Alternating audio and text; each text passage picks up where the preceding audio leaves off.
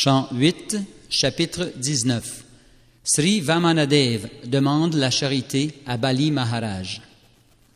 Sukadev Goswami poursuivit. Quand Dieu, la personne suprême, Vamanadev, entendit Bali Maharaj parler d'une façon si agréable, il fut très satisfait, car Bali Maharaj s'était exprimé suivant les principes de la religion. Le Seigneur fit alors son éloge.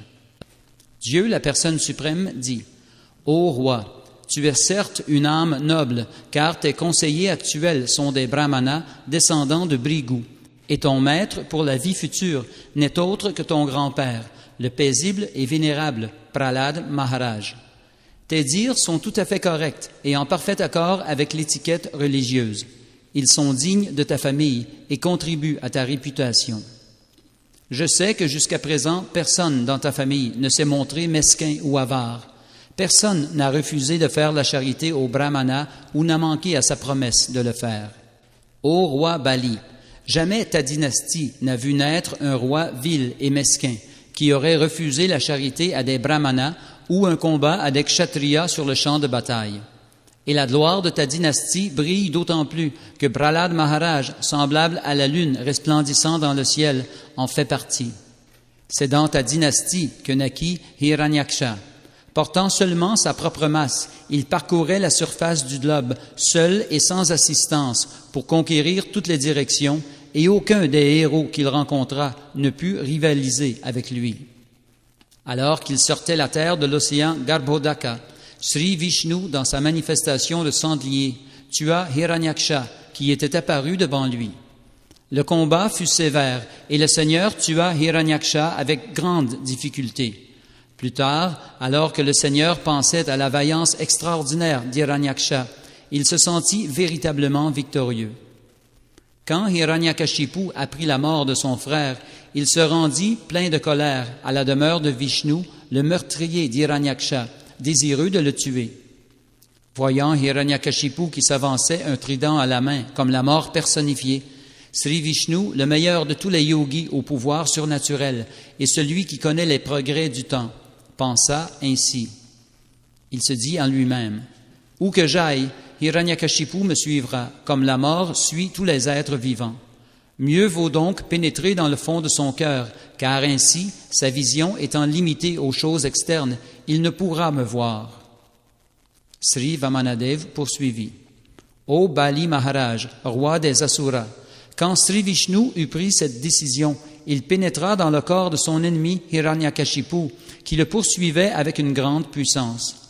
Dans un corps subtil inconcevable pour Hiranyakashipu, Sri Vishnu, en grande anxiété, entra dans la narine d'Hiranyakashipu alors qu'il inspirait. Ayant trouvé la demeure de Sri Vishnu déserte, Hiranyakashipu se mit à le chercher partout. Furieux de ne pas le trouver, il partit en vociférant fouiller l'univers entier. Il parcourut ainsi la surface de la Terre, les systèmes planétaires supérieurs, toutes les directions ainsi que toutes les cavernes et les océans. Mais Hiranyakashipu, le plus grand des héros, ne vit le Seigneur nulle part. Ne voyant pas le Seigneur, Hiranyakashipu se dit en lui-même « J'ai cherché dans tout l'univers, mais je n'ai pu trouver Vishnu qui a tué mon frère. Il a sûrement dû aller en ce lieu d'où personne ne revient.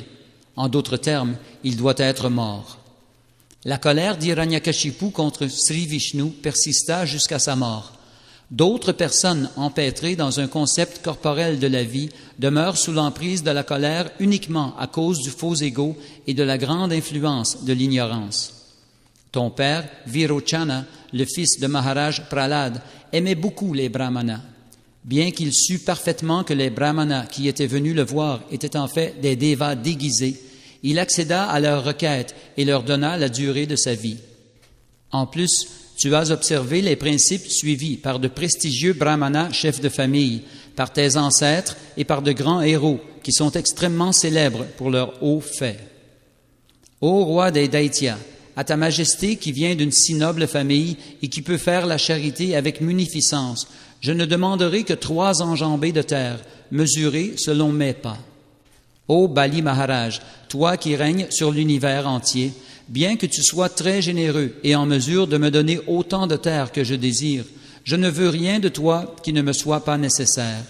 Si un sage brahmana n'accepte des dons charitables que pour couvrir ses besoins, il ne s'empêtre pas dans les actes pécheurs. Bali Maharaj dit, « Ô fils de Brahmana, Vamanadev, tes instructions valent celles des anciens et des sages. Cependant, tu n'es qu'un petit garçon et ton intelligence est insuffisante. Aussi n'es-tu pas très prudent en ce qui concerne ton intérêt. Je suis en mesure de te donner une île entière, car les 3 divisions de l'univers m'appartiennent. Tu es venu me prendre quelque chose et tu m'as satisfait par tes paroles aimables. Pourtant, tu ne demandes que 3 pas de terre. Tu n'es donc pas très intelligent. Ô petit garçon, celui qui vient à moi pour mendier quelque chose ne doit pas avoir à demander quoi que ce soit d'autre ailleurs. En conséquence, si tu le désires, tu peux me demander autant de terre que ce qui te sera nécessaire pour subsister. » Dieu, la personne suprême, Vamanadev, dit, « Ô mon cher Bali Maharaj, même la totalité de tout ce qui peut exister dans les 3 mondes pour satisfaire les sens d'une personne ne peut satisfaire celui qui n'est pas maître de ses sens. Si je n'étais pas satisfait par 3 pas de terre, je ne le serais sûrement pas non plus, même en possédant l'une des 7 îles, constituées de 9 varshas. Même si je possédais une île, j'espérerais en obtenir d'autres. Nous avons entendu dire que même après avoir obtenu de régner sur les 7 îles, les 7 dvipas, de puissants rois comme Maharaj Prithu et Maharaj Gaya ne purent atteindre la satisfaction ou trouver la fin de leurs ambitions. Il faut se satisfaire de ce que l'on obtient en vertu de ses actes passés, car le mécontentement n'apporte jamais le bonheur. Une personne qui n'est pas maîtresse d'elle-même ne peut être heureuse même si elle possédait les 3 mondes.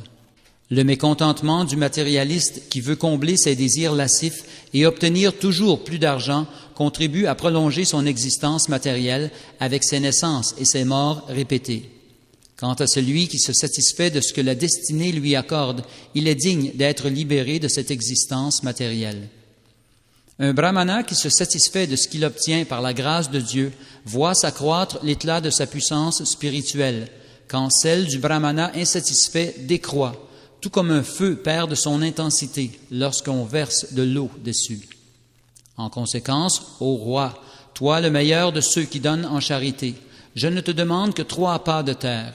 Cette aumône me comblera, car la voie du bonheur consiste à être pleinement satisfait de recevoir le strict nécessaire. Shukadev Goswami poursuivit. Quand Dieu, la personne suprême, lui eut ainsi parlé, Bali Maharaj sourit et répondit, « Très bien, prends tout ce que tu veux. » Et pour confirmer la promesse faite à Vamanadev de lui donner le terrain désiré, il ramassa son récipient d'eau.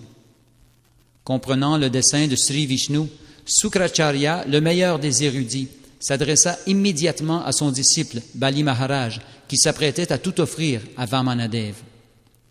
Sukracharya dit, « Ô fils de Virochana, ce brahmachari ayant l'apparence d'un nain est directement Dieu, l'impérissable personne suprême, Vishnu.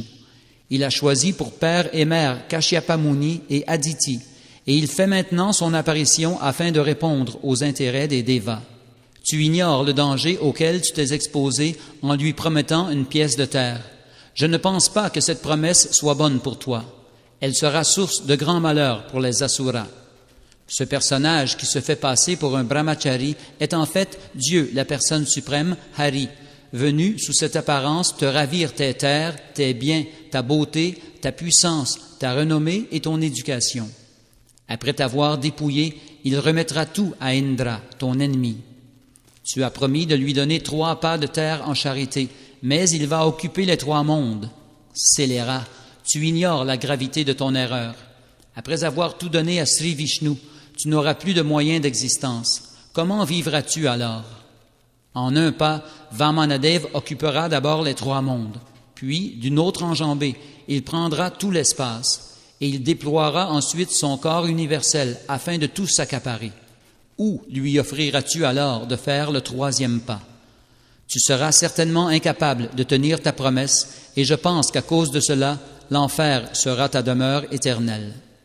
Les sages érudits ne louent pas la charité qui met en danger les ressources mêmes de celui qui l'a fait. Charité, sacrifice, austérité et activité intéressée sont réservés à celui qui est capable de gagner sa vie décemment. Ils ne sont pas pour ceux qui ne peuvent subvenir à leurs besoins. En conséquence, celui qui possède la connaissance parfaite doit diviser ses biens en 5. Une part pour la religion, une part pour la réputation, une part pour la prospérité, une pour la satisfaction des sens et une pour entretenir les membres de sa famille. Une telle personne trouve le bonheur en ce monde et dans l'autre. On pourrait objecter que, puisque tu as déjà promis, tu ne peux plus refuser. Ô toi, le meilleur des Asuras, Bali Maharaj, apprends de moi le verdict probant du Bhavricha Shruti.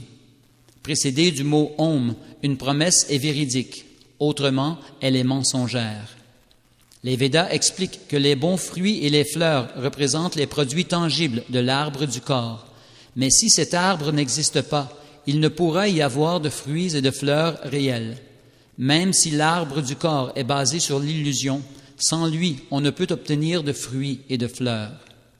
Quand un arbre est déraciné, il tombe immédiatement et se dessèche. De la même façon, si on ne prend pas soin du corps censément illusoire, en d'autres termes, si l'illusoire est abattu, sans aucun doute, il se desséchera.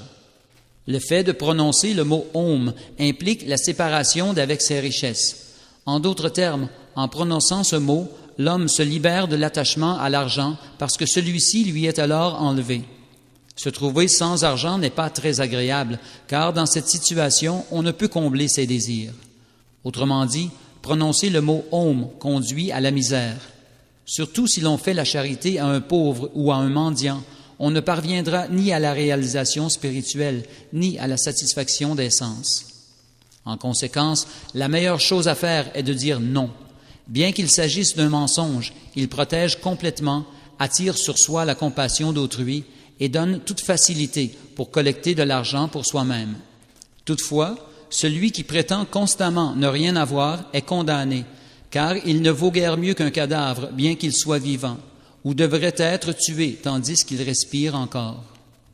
Le mensonge n'est jamais condamné s'il s'agit de flatter une femme pour la rendre soumise, lorsqu'on plaisante pour une cérémonie de mariage, pour subvenir à ses besoins, quand sa vie est en danger, pour protéger les vaches et la culture brahmanique, ou encore pour sauver une personne des griffes de son ennemi.